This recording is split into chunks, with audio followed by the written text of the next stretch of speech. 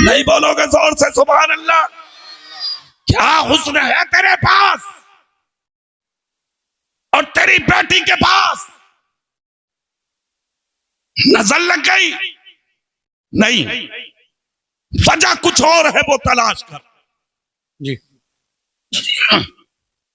जब उस वजह को तलाश किया तो एक मंजिल पे मैं भी पहुंचा और उसको मैंने गौर से देखा। एक गरीब बाप जिसने अपने छोटे बड़े बच्चों की परवरिश की। एक दिन ऐसा भी आया, मजदूर गरीब बाप बीमार होकर बिस्तर पर गिर गया। 3 बच्चे छोटे, बड़ी बेटी की उम्र तकरीबन 20 से 25 साल,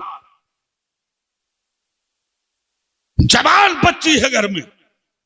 बाप बीमारी की वजह से अंधा हो गया, घर में 8 दिन का फाका हो गया। कमजोरी और नकाहत की वजह से बाप की कमर बिस्तर से लग गई। अल्लाह। उठा नहीं जाता था गरीब बाप से।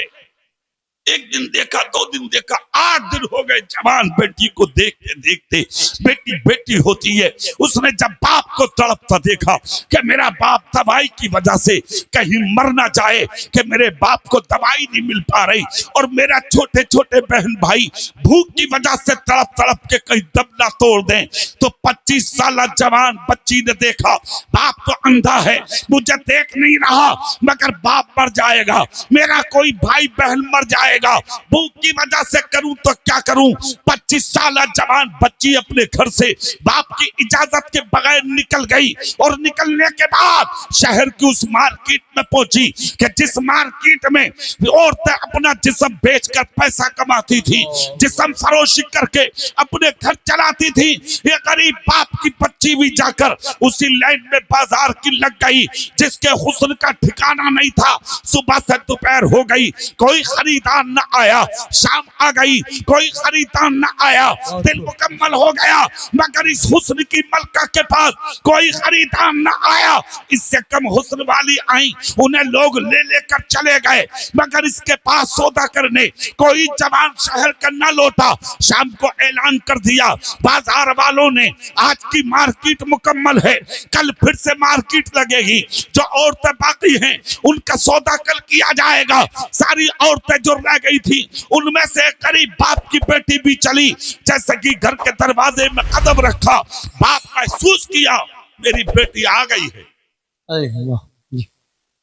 अक्कासी बाप समझ गया बेटी बाहर से आ गई। अंधे बाप ने कहा बेटी, बुलंद आवाज करके कहा जी अब्बू। कहा बैठना मत, पहले मेरे करीब आ, मेरी बात सुन, मैं तुझसे कुछ पूछना चाहता हूं। इतना जब कहा तो गरीब बच्ची की आंख से आंसू निकल गए, आंखों के आगे अंधेरा आ गया, जिस्म हिल गया, पैर लरसा अंदाम हो गए। बच्ची आगे बढ़ी और जाके अपना सर बाप के कदमों में रख दिया। बाप उठा, उठकर अपना हाथ बच्ची के सर पर रखा और रखने के बाद कहा बेटी रोवे मत, सच बता दे सुबह से ठीक कहा। बच्ची नहीं बोली, फिर से कहा, बच्ची ना बोली। बाप बोला बेटी सच बताते मैं तेरा बाप हूं और तू मेरी लखते जिगर है, अगर तू मुझे ना बताएगी दिल की बात तो फिर किसको बताएगी। इतना जब कहा तो बच्ची बोली अब्बा जान आपने कमाया बहुत, खिलाया बहुत, जिंदगी की इस मंजिल पर ला के खड़ा किया, मगर ए बाप आज कमजोरी की वजह से और बीमारी गरीबी की वजह से आप अपनी आंखों से अंधे हो गए, जिस्म में उठने की ताकत ना रही, घर में 8 दिन का फाका है, मेरे भाई बहन भूख की वजह से मौत के दरवाजे पर दस्तक देने वाले थे, इधर आप बिस्तर से उठ नहीं रहे थे। मुझे खदशा हुआ मेरा बाप मेरे हाथों से निकल न जाए, मेरा कोई बहन या भाई मेरे हाथों से निकल न जाए। ए अब्बा जान मुझसे रुका ना गया। कहा तुमने क्या किया? कहा मैं आपकी इजाजत के बगैर अपने घर से निकली और शहर की उस मार्केट में गई अब्बा जान कि जिस मार्केट में औरतें जाकर अपना अपना जिस्म मर्दों को बेच के अपने चूल्हे चलाती हैं, अपने घर चलाती हैं, अपनी जिस्म फरोशी करके अपनी जिंदगी के ऐश लेती हैं। ए अब्बा जान, आज मैं भी उसी बाजार में गई थी ताकि जिस्म बेच के कुछ पैसा कमा लूं और वो पैसा लेके मैं अपने बाप की दवाई दिला दूं, मैं अपने भाई को खाना खिला दूं, मैं अपनी छोटी बहन के दामन में टुकड़े डाल दूं।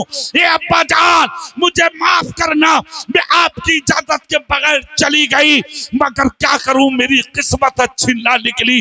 बाप बोला बेटी एक बात पूछ लूं? कहा क्या?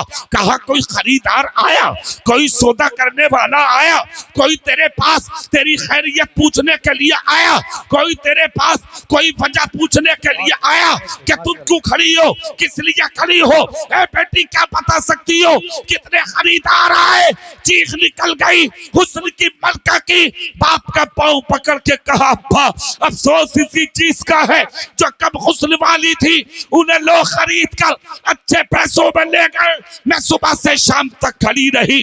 खरीदना तो बड़ी बात, कोई सौदा करने भी नहीं आया। सौदा करना तो बड़ी बात, किसी ने तुम्हारी बेटी को नजर उठा के भी नहीं देखा।